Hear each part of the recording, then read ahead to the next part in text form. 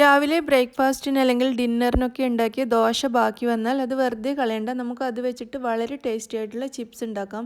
കുട്ടികൾക്ക് കൊടുക്കാനായാലും നമുക്ക് വെറുതെ ഇരിക്കുമ്പോൾ ഒന്ന് കുറയ്ക്കാനാണെങ്കിലും അല്ലെങ്കിൽ വൈകുന്നേരത്തെ ചായയുടെ കൂടെ കഴിക്കാനൊക്കെ ആണെങ്കിലും വളരെ ടേസ്റ്റി ആയിട്ടുള്ളൊരു ചിപ്സാണിത്. മാത്രമല്ല ബാക്കിയായ ദോശ വെറുതെ വേസ്റ്റാക്കി കളയുകയും വേണ്ട. നമുക്കിതുപോലെ ദോശ കട്ട് ചെയ്ത് ഉണക്കിയെടുക്കുകയാണെങ്കിൽ നല്ലൊരു ചിപ്സ് പെട്ടെന്ന് തന്നെ വീട്ടിൽ റെഡിയാക്കി എടുക്കാൻ കഴിയും. ഇതിനൊട്ടും പണിയൊന്നുമില്ല, വളരെ എളുപ്പമാണ്. ഇതെങ്ങനെയാണ് ഉണ്ടാക്കുന്നതെന്ന് നോക്കാം.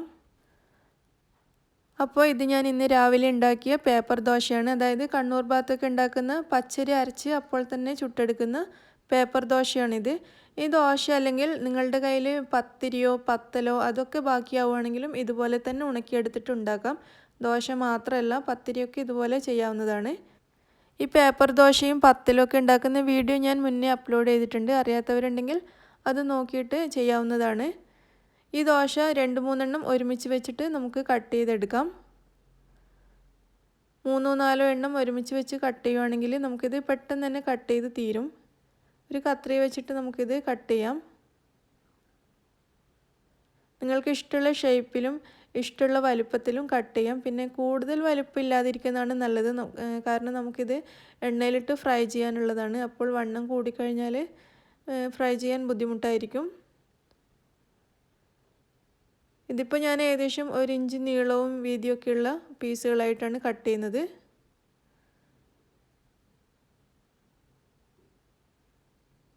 കത്രിക വെച്ചിട്ടോ അല്ലെങ്കിൽ കട്ടിംഗ് ബോർഡിൽ വെച്ചിട്ടോ ഇത് കട്ട് ചെയ്തെടുക്കാം. ഇത് ഉഴുന്ന് ദോശയൊക്കെ വെച്ചിട്ട് ചെയ്യാൻ പറ്റുമെന്ന് എനിക്കറിയില്ല. ഞാൻ ഉഴുന്ന് ദോശ ഇതുവരെ ഇതുപോലെ ചെയ്ത് നോക്കിയിട്ടില്ല. അതിന് നല്ല കട്ടി കൂടുതലായിരിക്കുമല്ലോ, പിന്നെ അത് അത്ര നന്നാവുമെന്ന് എനിക്ക് തോന്നിയതുമില്ല. അപ്പോൾ നിങ്ങൾക്ക് വേണമെങ്കിൽ അതൊന്ന് ട്രൈ ചെയ്ത് നോക്കാം, ചിലപ്പോൾ നന്നാവുമായിരിക്കും. ദോശയും പത്തലും ഒക്കെ ഞാൻ ഇതുപോലെ ചെയ്തിട്ടുണ്ട്. പത്തലും നല്ല ടേസ്റ്റാണ് ഇതുപോലെ ചെയ്ത് കഴിഞ്ഞാൽ. മുഴുവൻ ദോശയും നമുക്കിതുപോലെ ചെറുതായിട്ട് കട്ട് ചെയ്തെടുക്കാം. ബാക്കി വന്ന ദോശ മുഴുവനും ഞാനിവിടെ കട്ട് ചെയ്തെടുത്ത് വെച്ചിട്ടുണ്ട്. ഇനി നമുക്കിത് വെയിലത്തിട്ട് നന്നായിട്ട് ഉണക്കിയെടുക്കണം. വെയിലത്തിട്ട് ഉണക്കാൻ വേണ്ടിയിട്ടുള്ള തുണി ഞാൻ ഈ ബാഗിനുള്ളിൽ കെട്ടിവെച്ചിരിക്കുകയാണ്. ഞാൻ ഇതുപോലുള്ള സാധനങ്ങളൊക്കെ ഉണക്കിയെടുക്കുന്ന തുണിയാണിത്. ഉണക്കിയതിന് ശേഷം ഈ തുണി വീണ്ടും നന്നായിട്ട് വാഷ് ചെയ്ത് ഉണക്കിയിട്ട് ഇതുപോലൊരു ബാഗിനുള്ളിൽ കെട്ടിവെക്കും. അങ്ങനെ ആകുമ്പോൾ ഇതിലേക്ക് പാറ്റകളും മറ്റും കയറാതെ നല്ല വൃത്തിയായിട്ട് തന്നെ എപ്പോഴും ഇരിക്കും. ഈ തുണി ഞാൻ സ്ഥിരമായിട്ട് ഇതുപോലുള്ള ആവശ്യങ്ങൾക്ക് യൂസ് ചെയ്യുന്നതാണ്. ഇങ്ങനെയാണ് ഞാനിത് സൂക്ഷിക്കുന്നത്. ഈ തുണി ഉപയോഗിച്ചിട്ട് നമുക്ക് ഈ ദോശ നന്നായിട്ട് വെയിലത്ത് വെച്ച് ഉണക്കിയെടുക്കാം. ഈ തുണി ഞാൻ പുറത്ത് വെയിലത്ത് വിരിച്ചിരിക്കുകയാണ്. ഈ തുണിയിലേക്ക് നമ്മൾ കട്ട് ചെയ്ത് വെച്ച ദോശ ഇട്ട് കൊടുക്കാം. മുഴുവൻ ദോശയും തുണിയിലേക്കിട്ട് നന്നായിട്ടൊന്ന് നിരത്തി കൊടുക്കുക. വെയിലത്ത് ഇത് നന്നായിട്ട് ഉണങ്ങണം. പിന്നെ ഈ ദോശ നല്ല വെയിലുണ്ടെങ്കിൽ ഒരു ദിവസത്തെ വെയിൽ മാത്രം കൊണ്ടാൽ മതി, നന്നായിട്ട് ഉണങ്ങിക്കോളും. വെയിൽ കുറവാണെങ്കിൽ 2-3 ദിവസം ഉണക്കേണ്ടി വരും. അത് നമ്മുടെ നാട്ടിലുള്ള വെയിലിൻ്റെ ചൂടിനനുസരിച്ചിരിക്കും. സാധാരണ നല്ല വെയിലുണ്ടെങ്കിൽ ഒറ്റൊരു ദിവസം മതി. അതായത് രാവിലെ ഇട്ട് കഴിഞ്ഞാൽ വൈകുന്നേരം ആകുമ്പോഴേക്കും ദോശ നന്നായിട്ട് ഉണങ്ങിയിട്ടുണ്ടാവും. അത്രയും മതിയാവും. ദോശ മുഴുവനും നമുക്ക് ഈ തുണിയിലേക്ക് ഇതുപോലെ ഇട്ട് കൊടുക്കാം. ദോശയുടെ പീസ് 2-3 എണ്ണമൊക്കെ ഒട്ടിപ്പിടിച്ചിരിക്കുകയാണെങ്കിൽ അതൊക്കെ ഒന്ന് അടർത്തിയിട്ട് കൊടുക്കുക. അതല്ലെങ്കിൽ ഇത് ഉണങ്ങിക്കിട്ടാൻ ബുദ്ധിമുട്ടായിരിക്കും. ഇത് നന്നായിട്ട് ഉണങ്ങിയില്ലെങ്കിൽ പെട്ടെന്ന് ചീത്തയാവും. എല്ലാ ഭാഗവും നന്നായിട്ട് ഉണങ്ങിക്കിട്ടണം. ഇത് ഞാനിപ്പോൾ സിറ്റ് ഔട്ടിൽ നല്ല വെയിൽ കൊള്ളുന്ന ഒരു ഭാഗത്താണ് ഉണക്കാനിട്ടിരിക്കുന്നത്. അതല്ലെങ്കിൽ മുകളിൽ ടെറസിലോ മറ്റോ ഇട്ടിട്ട് നന്നായിട്ട് ഉണക്കിയെടുക്കാം. ഇതിപ്പോൾ രാവിലെയാണ് സമയം. വൈകുന്നേരം വരെ ഞാനിത് ഉണക്കുവാണ്. ആ സമയമാകുമ്പോഴേക്കും നന്നായിട്ട് ഉണങ്ങിയിട്ടുണ്ടാവും. ഇന്ന് നല്ല വെയിലുണ്ട്. അപ്പോൾ ആ സമയമാകുമ്പോൾ ഞാൻ കാണിച്ചു തരാം ഇത് ഉണങ്ങിയിട്ടുണ്ടോയെന്ന്. ഇപ്പോൾ സമയം വൈകുന്നേരം ആയിട്ടുണ്ട്. ദോശ നന്നായിട്ട് ഉണങ്ങിയിട്ടുണ്ട്. ദോശ ചെറുതായതുപോലെ ഉണ്ട്, ഉണങ്ങിയിട്ട് ചുരുണ്ടിരിക്കുകയാണ്. ഞാനിത് കാണിച്ചു തരാം. നിങ്ങൾക്ക് ഇതിൻ്റെ സൗണ്ട് കേൾക്കാൻ പറ്റുന്നുണ്ടാവും. ഇത് നന്നായിട്ട് ഉണങ്ങിക്കഴിയുമ്പോൾ നമ്മളിങ്ങനെ കയ്യിലിട്ട് എടുക്കുന്ന സമയത്ത് നല്ലൊരു സൗണ്ട് വരും. അതല്ലെങ്കിൽ നമ്മളിങ്ങനെ കയ്യിലെടുത്ത് വെച്ചാലും സൗണ്ടൊന്നും ഉണ്ടാവില്ല, നന്നായിട്ട് ഉണങ്ങിയിട്ടില്ലെങ്കിൽ. അത് നിങ്ങൾക്ക് എടുക്കുമ്പോൾ മനസ്സിലാവും.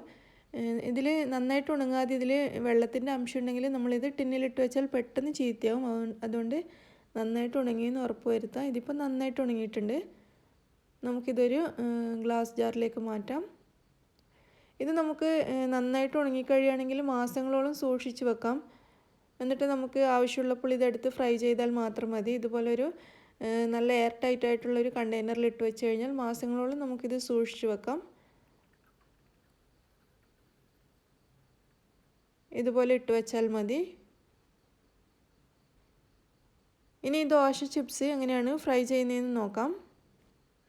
ചിപ്സ് ഉണ്ടാക്കാൻ വേണ്ടി ഞാനൊരു ചീനച്ചട്ടി അടുപ്പത്ത് വെച്ചിട്ടുണ്ട്. അത് ചൂടായപ്പോൾ അതിൽ വെളിച്ചെണ്ണയും ഒഴിച്ചിട്ടുണ്ട്.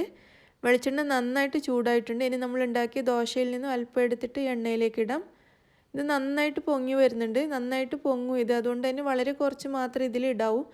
കൂടുതൽ ഇട്ട് കഴിഞ്ഞാൽ ഇതിന് പൊങ്ങി വരാൻ സ്ഥലം ഉണ്ടാവില്ല. അതുകൊണ്ട് കുറച്ച് മാത്രം ഇട്ടിട്ട് ഫ്രൈ ചെയ്യാം.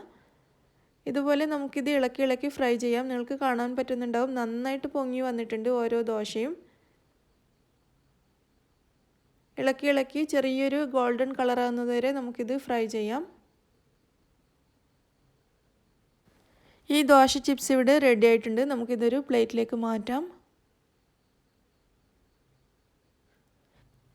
നമുക്ക് ആവശ്യമുള്ള അത്രയും ചിപ്സ് ഇതുപോലെ നമുക്ക് ഫ്രൈ ചെയ്തെടുക്കാം. ഇപ്പോൾ കഴിക്കാൻ ആവശ്യമായ അത്രയും ചിപ്സ് ഞാൻ ഫ്രൈ ചെയ്തിട്ടുണ്ട്. ബാക്കി കണ്ടെയ്നറിൽ തന്നെയുണ്ട്. ഇത് ഞാൻ സൂക്ഷിച്ച് വെക്കും. കുറേ മാസം നമുക്കിത് ഇതുപോലെ സൂക്ഷിച്ച് വെക്കാൻ കഴിയും. അങ്ങനെ നമ്മുടെ ടേസ്റ്റി ആയിട്ടുള്ള ദോശ ചിപ്സ് ഇവിടെ റെഡി ആയി കഴിഞ്ഞു. വളരെ എളുപ്പമല്ലേ ഉണ്ടാക്കാൻ. ഇത് ഉണക്കാൻ എടുക്കുന്ന കുറച്ച് സമയം മാത്രമേ ഇതിൻ്റെ മെയിനായിട്ടുള്ളൂ. ബാക്കിയൊക്കെ എളുപ്പമാണ്. നിങ്ങളെല്ലാവരും ട്രൈ ചെയ്ത് നോക്കുക. ഇത് പൊട്ടിക്കുമ്പോൾ നിങ്ങൾക്ക് കാണാൻ പറ്റുന്നുണ്ടാകും അത്രയും ക്രിസ്പി ആയിട്ടാണ് ഇരിക്കുന്നത്.